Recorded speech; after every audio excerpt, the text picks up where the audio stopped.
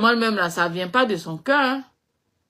C'est parce que il n'a pas le choix. Il s'est dit, bon, si je n'insulte pas le gouvernement, comment je vais avoir papier? Comment je vais avoir l'asile? Donc, il était tellement focus sur l'asile, il veut avoir ses papiers forcément comme asile politique. Donc, du coup, il s'est musclé sur eux. Sinon, lui-même, tu as lui demandé au plus profond de lui-même, là. Il n'est pas fier de ce qu'il fait. Mais il le fait parce que il a un objectif à atteindre. Il veut avoir ses kaolo. Donc, il est prêt à tout. Vous-même, vous savez, quand on veut avoir kaolo, là, combien de fois on peut faire tout et n'importe quoi. Quelqu'un même qui a regardé la Méditerranée comme ça, qui n'a pas eu peur, qui a pris pirogue, qui est passé dans le désert, tout ça jusqu'à pour arriver là où il est arrivé. C'est pas venir s'asseoir pour dire, faut insulter une personne que tu vas jamais voir de ta vie là, qui va l'effrayer. Si c'est pour insulter le président Ouattara et puis gagner ses papiers là, il va le faire. Parce que il n'a même pas eu peur de prendre la Méditerranée. Il n'a même pas eu peur de passer sous l'eau. Il a regardé la Méditerranée comme ça. Il savait très bien que en allant là-bas, là, c'est un risque énorme qu'il prend. Il peut arriver à bon port comme il peut mourir dans l'eau. Mais malgré ça, il a pris ce risque-là. Donc, venir insulter là, ça c'est rien pour lui. Voilà, ça c'est rien pour lui.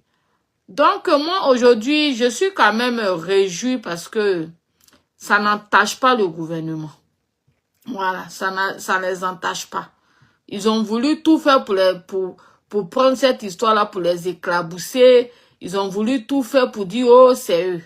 Et si vraiment le gars avait été rapatrié, ça allait rester sur eux. Ils allaient dire, oh, Ouattara, la main noire, il est venu jusqu'à enlever quelqu'un ici en France.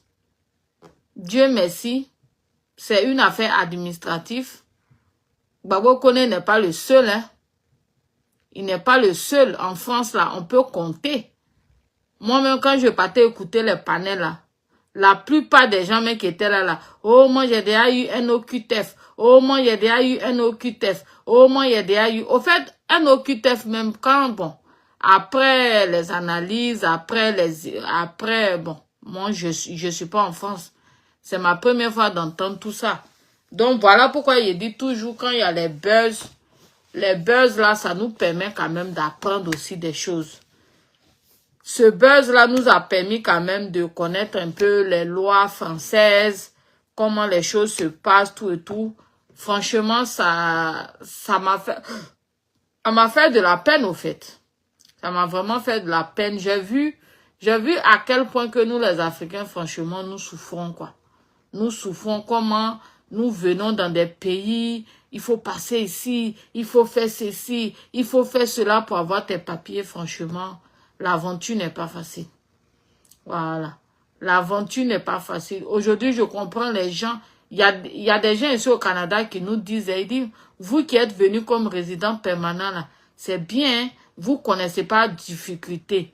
Mais nous qui sommes venus autrement, là, franchement, c'est pas facile. Avec l'histoire Koné Gbagbo, j'ai compris que vraiment, l'aventure n'est pas facile. Voilà, l'aventure n'est pas facile. Tu arrives là-bas, à n'importe quel moment, tu peux te retrouver encore dans ton pays. Vraiment, vraiment, c'est un stress au quotidien. Vraiment, c'est pas facile. Et tous ceux qui ont pu braver toutes ces étapes-là pour pouvoir rester là-bas, franchement, chapeau à vous. Vous êtes braves. Donc, c'est un peu ça. Donc, moi, c'est la partie là qui me fait plaisir, quoi. Que franchement... voilà, il a voulu mentir sur le gouvernement, il a voulu, voilà, mais Dieu lui a dit, ne mens pas sur eux, ils ne t'ont rien fait. On t'a donné des papiers, tu as négligé. Voilà, tu as négligé, tu étais tellement musclé dans la politique, hein. Sinon, toi seul, tu as eu combien? 4 ou 5 OQTF, franchement. Et que toi-même là, tu tu es un salaud. Parce que tu as eu un quand même là. Faut te battre quand même. La plupart des gens qui ont eu là, au moins un, ils se battent, ils cherchent les voies et moyens, les recours pour se sortir de là. Mais toi, tellement que tu étais focus sur l'asile politique, tu cherchais plus ailleurs.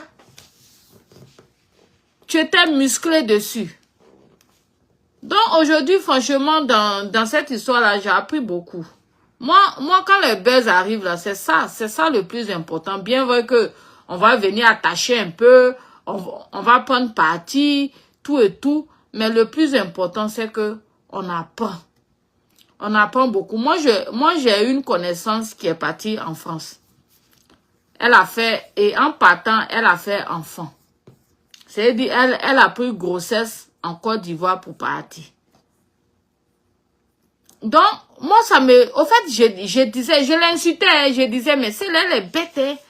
Toi, tu t'en vas en France te chercher. Comment se fait-tu que tu soulèves grossesse encore pour partir, tout et tout? Je comprenais pas. Elle aussi, bon, comme sur le téléphone, elle n'arrivait pas à m'expliquer. Mais aujourd'hui, avec l'affaire Gbagbo Kone, j'ai compris. J'ai compris qu'en France, là, enfant peut te soustraire. Voilà, enfant peut te soustraire. Ça veut dire que tu es une mère, tu t'occupes, ton enfant est né là-bas, tu t'occupes, tout et tout et tout là. Si demain même là, on veut te jeter là, on peut dire quand même que ton enfant est né là-bas, tout ça, comme ce que Gbagbo connaît, bon, pour lui là. Donc du coup, j'ai compris mon ami en question. Il dit, il jugeait la fille là, déjà, elle savait ce qu'elle faisait. Parce que elle avait fait un peu la navette. Elle partait, sortait, partait, sortait. Donc il dit, donc elle savait ce qu'elle faisait. Elle s'est bien renseignée. Ils lui ont donné tous les topos. Et elle a fait, oh. Donc du coup, maintenant, je ne vais plus la juger parce que elle sait pourquoi elle a pris grossesse en Côte d'Ivoire pour aller en France. Parce que là-bas, là, tout le monde se méfie, hein. Si tu comptes sur eux pour aller t'enceinte là, peut-être que tu n'auras pas cette chance. Alors qu'en Côte d'Ivoire, pour t'enceinte, c'est plus facile. Voilà, c'est plus facile de trouver un enceinteur rapidement. Parce que là-bas, là, il y a bon soleil. Le sang est chaud. Donc, eux, là, ils enceintent vite, hein. Voilà, ils enceintent vite. C'est pas comme en France où tous les hommes sont devenus impuissants, là. Ils n'arrivent plus à bien mougou. À cause de Jossi, à cause du froid, tout ça, ils n'arrivent plus à bien mougou. Mais en Côte d'Ivoire, le sang encore chaud. Donc, quand elle s'est assise avec son chéri, et puis elle a dit, vraiment, voilà, bon, je dois partir, hein. Voilà. Il dit, qui n'a pas envie d'avoir enfant français? Ma chérie, viens ici, viens te coucher. Il a fait ça chap. Il a sauté chap. Donc, voilà un peu. Donc, voilà. Alors que elle a quel âge même? Elle a 45 ans, hein. Mais, bengue, yako. On souffre. Donc, aujourd'hui, je l'ai compris. Donc, c'est pour dire que, franchement, que l'histoire de Gbagbo Kone nous serve de leçon. Voilà, que ça nous sert de leçon. Quand on arrive en Occident, franchement, on n'a qu'à connaître nos priorités. On n'a qu'à savoir que la base, c'est d'avoir tes papiers. Voilà. Et quand tu as tes papiers aussi, ça ne te donne pas le droit de faire tout et n'importe quoi, hein. Parce que même si tu as tes papiers, on peut te les arracher. On peut reprendre encore tes papiers. Donc, faisons attention. Voilà. C'est pas parce que tu as papier aussi que tu as tout te permettre. De la manière qu'ils t'ont donné là, c'est comme ça que ils peuvent aussi reprendre encore dans ta main. Donc, faisons attention. Vous avez vu ici même là, Monica l'impâteuse et puis Ozua la sorcière. Elles ont voulu me mettre dans problème. Elles ont voulu que on m'arrache mes kaolos. Voilà, des maudites. Vous deux là, j'aime vous pardonner ça. Ozu et puis Monica l'impâteuse là. J'aime vous pardonner ça. Deux mauvaises femmes méchantes. On a qu'à moi m'arracher. Nous tous on vient, on connaît souffrance pour avoir ça. Et puis, Ozua même là, quand elle était en train de me faire ça là, elle-même là, elle n'avait même pas encore son passeport canadien. Jalouse.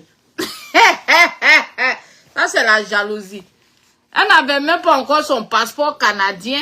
Et elle voulait mettre un délit de quoi là même sur moi. Hein? Elle voulait mettre un délit criminel sur moi. Que oui, elle m'a menacé, elle m'a fait menace de mort, d'imbécilité. On arrache papier ici. Moi, j'ai une amie là. Son mari, il y a eu des problèmes là. Ils ont confisqué son passeport. Il a fini de purger sa peine. Bon, il n'était pas en prison, mais il a eu dossier criminel. Il a eu dossier criminel. Ici, dans ce pays-là, quand tu as dossier criminel, mais tu peux pas. Tu peux plus travailler. Son mari, là, il était un gros conduiseur de camion.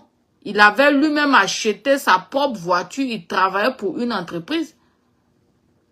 Parce que les entreprises, là, souvent, toi-même, tu travailles pour eux, puis après, tu achètes toi-même ta voiture et tu deviens, c'est comme travailleur autonome. Le monsieur venait à peine d'acheter son camion à lui-même. Et puis, il a eu ce problème-là. Il a eu ce problème-là. Il a eu dossier criminel. Camion, tout ça, il était obligé de vendre. Parce que tu as dossier, tu as parti. En temps, il prenait le truc pour aller aux États-Unis, tout ça. Il ne pouvait plus partir. Il a vendu son camion. Pour trouver travail même là, c'était tout un problème jusqu'à Dieu merci, il a eu travail. Hein? Il a fait combien d'années? Ils ont confisqué son passeport. Sa maman même est décédée, il n'a pas pu partir. C'est maintenant on vient de lui remettre. Il a fini de purger sa peine. C'est maintenant on vient de lui remettre son passeport. Sa femme même a dit que il a voyagé, il allait dans le pays. Je n'ai pas dit le nom du pays pour ne pas que, bon, peut-être, on le reconnaisse. Il allait dans son pays. C'est maintenant qu'il a pu aller dans son pays. Donc là, ce n'est pas des choses à laquelle on joue. Franchement. Mais Monica, l'impateuse, quand il passe comme ça, il vous jure que quand il la voit. Au fait, j'ai envie même de leur pardonner, mais je n'arrive pas. Parce que ce qu'elles ont fait là, c'est tellement mauvais, c'est tellement cruel que je n'en reviens pas. J'ai dit, mais purée. Nous tous, on connaît souffrance. Voilà, connais quoi là même là. Toi, tu n'as pas papier. Mais c'est toi, tu es venu t'asseoir et dénoncer les gens qui n'ont pas papier. Tu as vu? Tu as vu combien de fois tu as eu chaud? Arrêtons d'être mauvais. On est venu se chercher ici. Les histoires banales qui n'ont pas de sens, on va prendre ça pour aller créer problème à nos amis là. Arrêtons ça. Parce que pour avoir papier dans ce pays-là, c'est pas facile. Nous autres là, on a eu la chance, on est venu un résident permanent. Mais résident permanent même là, pour avoir ça dans ton pays là, c'est pas facile. Bonjour Claudia Dabeli. Résident permanent là, pour avoir dans ton pays, on connaît. Combien de fois les gens souffrent même pour résident permanent? Combien d'années ça prend que tu attends? Tu attends. Toi-même, à un moment donné, même tu es découragé. Tous ceux qui sont venus ici avec résident permanent là, demandez-le. À un moment donné là, ils étaient tous découragés. Ceux qui viennent comme travailleurs qualifiés. Quel projet sérieux. Ok, j'ai compris. Après, tu vas me parler. Hein?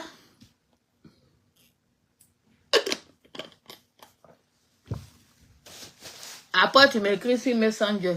Tu écris ce que tu as dit là hier. Donc, vous voyez, c'est pas facile.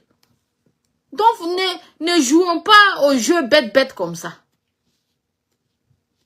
Quelle que soit ta colère, Tu vas aller, on va prendre papier de ton ami dans sa main, on lui donner de ce criminel pour des futilités de Facebook. En fait, c'est ça qui me fait mal au moins, au truc. Pour des futilités. C'est même pas comme si on vous a fait quelque chose de truc. C'est même pas comme si je suis allé vous agresser dans la rue ou bien il a fait quelque chose vraiment. À faire des réseaux sociaux, nous tous, on parle de la vie des gens ici, là. Vous-même, quand vous gagnez pour les gens, là, vous laissez pas. Surtout Monica l'impateuse. Matin, midi, soir, elle est accrochée en train de parler de la vie des gens. Et c'est elle.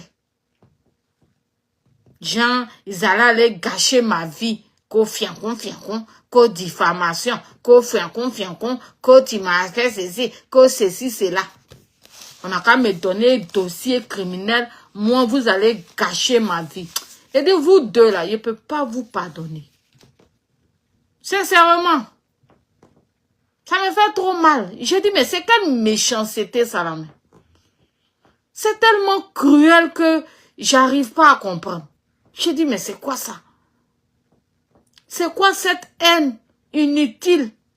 Cette haine viscérale envers ma personne? Ma bouche fait aussi mal que ça? Tiens! Moi, mais je m'assois et puis je ne crois pas. Combien de personnes qui vous insultent sur les réseaux là? Moi, je vous ai une fois insulté comme ça. Quand on dit la vérité fait mal. Ça rougit les yeux et puis ça ne les casse pas là. C'est ça qui est ça. Parce que j'ai jamais vu une vidéo où je suis venue m'asseoir, descendre Monica, l'insulter d'une manière sauvage. Non. Je décortique seulement, je dis ce que je pense. Même si c'est la vérité, même si ça pique. Pour ça là, deux grandes vieilles comme ça, étaient acharnées sur ma vie ici au Canada. Elle voulait coûte que coûte détruire ma vie.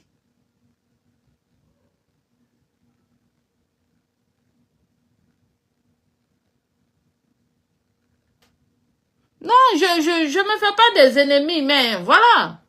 Parfois, quand la méchanceté te dépasse,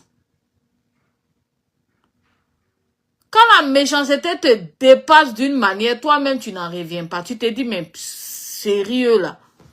Non, c'est tellement cruel. Pour là, c'est cruel même. Sincèrement, souvent, là, j'ai envie de taper l'œil, j'ai envie de dire, bon.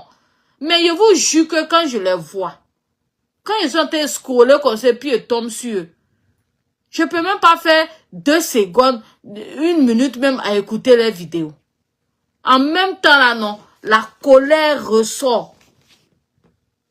Je suis fâchée en même temps. Je dis, purée. Le mal qu'ils m'ont fait là, non. Peut-être que c'était ça leur objectif. Mais franchement, jusque-là, je n'arrive pas à comprendre. Qu'est-ce qui les a pris? Qu'est-ce que j'ai dit qui les a autant fait mal? Franchement, jusque-là, je vous dis que je n'en reviens pas. Et la partie qui me fait mal, c'est que c'est pas des personnes qui s'expriment là-dessus. Au fait, c'est ça qui me fait mal, au fait. Au moins, elles avaient même pu m'expliquer qu'est-ce que je leur ai fait au juste, là. J'allais même peut-être, ma douleur même allait un peu se diluer un peu. J'allais dire, bon, peut-être, elles me reprochent vraiment quoi au juste. Mais jusque-là, là, elles n'ont pas vraiment dit qu'est-ce que j'ai dit, qu'est-ce que je leur ai fait aussi mal. Parce que c'était un buzz. C'est pas comme si je me suis levée. C'est comme aujourd'hui, comme ça, le buzz de Souleymane Koné. Donc lui, il sort là. Tous ceux qui ont parlé dans son affaire, il va aller porter plainte. Non. C'est le buzz qui est arrivé. Chacun a dit ce qu'il pense. Chacun donne son point de vue. Et puis après, on passe à autre chose. Maintenant, si après ça, maintenant, la personne, ça veut dire la personne s'assoit sur ta vie, en ce moment-là, tu peux dire, ah, franchement, c'est de l'acharnement.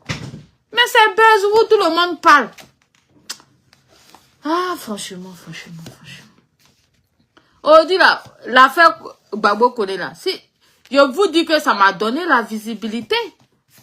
J'ai fait toutes les vidéos que j'ai fait sur Gbagbo Kone, mais vu que j'ai jamais eu ça.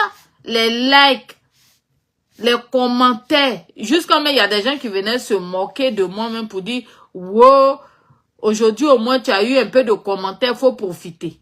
Parce que moi, là-bas, là, je fais mes vidéos, les gens ne commentent pas.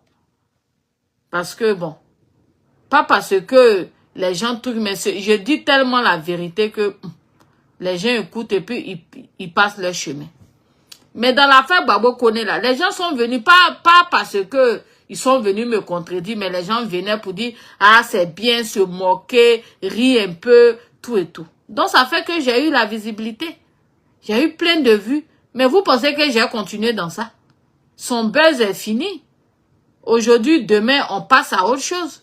Je vais plus venir m'asseoir sur sa vie, matin, midi, soir, parce que j'ai vu qu'il m'a donné visibilité. Non. Mais quand le buzz arrive, qu'on parle là, il n'y a pas plein dedans.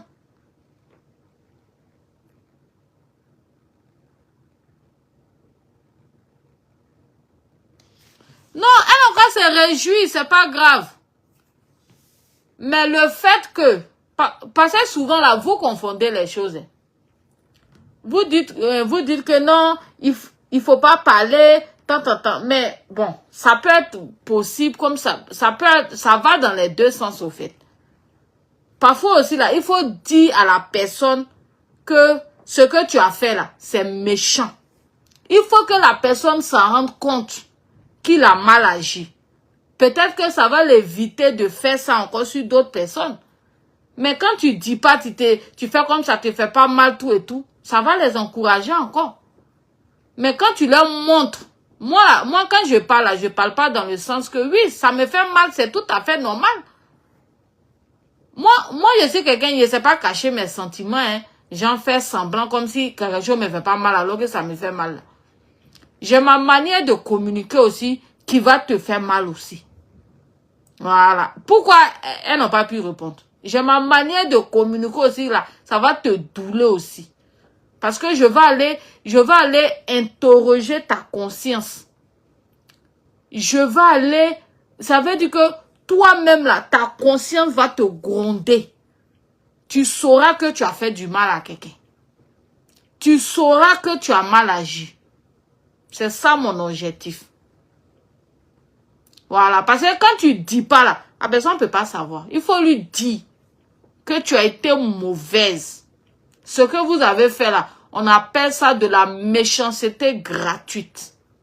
Il faut qu'elle comprenne ça. Mais il est venu m'asseoir comme ça me fait pas mal, alors que ça me fait mal. Qui a envie que on mente sur lui pour que il se retrouve en prison? Si j'avais fait, ok. Mais elle a menti. Elle a pas dit là qu'il me fait mal. Elle allait prendre des dossiers, on appelle ça comment? Balle perdue. Balle perdue là, c'est pas une expression de chez nous. Elle ne connaît pas balle perdue. Elle prend ça, elle met dans le dossier comme genre, on l'a menacé de mort. Et elle ose même dire que, parce qu'elle était allée sur un panel là, elle ose dire que elle ne connaissait pas la signification de balle perdue. Il y a des mensonges comme ça. Donc c'est pour dire que c'est ça. Au fait, c'est ça qui me fait mal. C'est le mensonge là qui me fait mal. Et quand une personne ment sur toi pour te nuire, ça veut dire que la personne là, elle a un sérieux problème avec toi. Voilà. Sinon, si je l'avais vraiment menacée, elle avait vraiment fait qu'elle est allée porter plainte, j'allais dire, elle est dans son droit. Si je dois m'excuser, je vais m'excuser. Mais quand une personne sans formuler des mensonges, elle ment sur toi, mais ça veut dire que quelque part là, la personne a un sérieux problème contre toi. La personne te déteste. La personne veut. Non. En tout cas, c'est une expérience que j'ai vécue. Mais comme je dis, à travers cette histoire aussi, moi, je suis pas du genre à cacher mes choses aux gens. Genre, si je dis que, si je montre ma faiblesse, nous tous là, on a notre faiblesse. Qui n'a pas de faiblesse?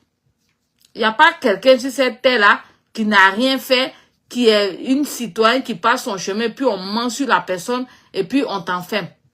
Et puis tu vas dire que non, moi là, ça m'a pas fait mal, je suis courageuse. Moi, je suis honnête avec moi-même. Voilà. Je suis venue ici là. Je suis pas venue ici pour me créer des ennuis. Je suis pas venue aussi sur les réseaux sociaux pour me créer des ennuis. Je me suis dit que sur les réseaux sociaux, chacun parle de chacun. Tu es là, tu te promènes, si tu vois un truc qui te plaît pas, tu peux en parler. Et elles-mêmes là, est-ce qu'elles font? C'est maintenant que l'autre même là, elle allait faire affaire de Mongoli. Mais quand elle finit de faire son affaire de Mongoli là, elle s'en montée sur les panels pour aller faire béret. Donc c'est pour dire que on parle dans la vie de tout un chacun ici. Tant que tu n'as pas dépassé certaines limites, aller faire certaines choses, pourquoi on va aller porter plainte? Si c'est pas de la méchanceté gratuite. Et ça fait mal. Parce que nous tous, nous sommes des immigrants. On sait combien de fois chacun de nous a souffert pour rentrer ici. On sait combien de fois nos parents comptent sur nous en Afrique. Donc, avant de te lever pour aller gâcher la vie de quelqu'un là, il faut réfléchir à 2 fois. Parce que ça sera une malédiction sur ta vie. Tu t'as gâché la vie de quelqu'un. La famille de cette personne-là va pleurer. Tout ça là, c'est pas malédiction qui est sur ta vie. Voilà Go là. Quand elle a fini de faire, elle est où? Monica l'impacteuse, on peut dire que elle a reboussé chemin. Elle n'a pas porté plainte vers la fin. Mais l'autre qui est partie jusqu'au bout là, elle est où aujourd'hui? Elle se retrouve, je sais pas où. Elle n'est plus à Montréal ici. Elle se retrouve je ne sais où, en train de faire vidéo H24. Une go qui travaillait, qui passait tout son temps à aller travailler, à gagner l'argent. Aujourd'hui là, je ne sais même pas qu'est-ce qui se passe dans sa vie. Oui, il a dit au pénal. Et puis, elle était fière. Oui, on va aller au pénal. Elles étaient fières comme ça, comme si elles faisaient bonne chose. Oh, moi-même, il y avait rien comme ça. J'ai dit, mais elles disent quoi, eux? Elles racontent quoi, eux? On va aller au pénal, et puis on va aller ici, et puis, dossier criminel, et puis il faut prier Dieu, et puis, j'ai dit, mais elles disent quoi, ces deux-là? Elles racontent quoi? Je vous ai fait quoi jusqu'à... On va aller au pénal. Non, ça peut dire qu'il y a des gens qui sont mauvais dans la vie, quoi. Franchement. On se connaît pas. On sait même pas. Parce que vous avez entendu que on est tous au Canada. Donc, ça vous donne le droit d'aller porter des plaintes à la con remplies de mensonges. Moi, mais ici, les réseaux là, il y a quelle visibilité? Il y a quoi ici? Qui me connaît même? Les gens même qui connaissent, qui ont les 1 million de vues là, vous ont lavé ici copieusement, vous n'avez pas pu faire quelque chose. Mais comme on est dans le même pays là, moi, elles allaient me museler. Je peux plus parler. Ça me fait rire au fait. Mais sincèrement, je vous pardonne pas, hein. Je vous pardonne pas ça, franchement. Je n'arrive même pas à vous pardonner. Une fois là, j'étais là, bon, ça s'est passé sur TikTok. Wakatologue. Bon, il y a certains qui sont sur TikTok qui savent. J'étais en train de taquiner Wakatologue. Bon, j'aimais bien la Biama. J'ai pas dit taquiner. J'aimais la Biama. Donc, c'est comme ça que, voilà. Comme moi, cette histoire-là, j'aime tellement parler de ça. Donc, comme Dr. Love aussi, elle aime bien, bon, quand un moment là, ils étaient en train de chercher le visage de Waka, beaucoup là-bas. Donc, elle aussi, c'est elle qui était devant. Elle venait. Donc, Waka aussi avait son ramba avec elle. Et comme moi aussi, j'aimais bien ma Waka. Donc, Waka a voulu cogner nos têtes, quoi. Elle a voulu cogner nos têtes d'une manière, là. Donc, il y a une connaissance de Dr. Love qui me connaît, tu connais Dr. Love aussi, qui est rentré en contact avec moi.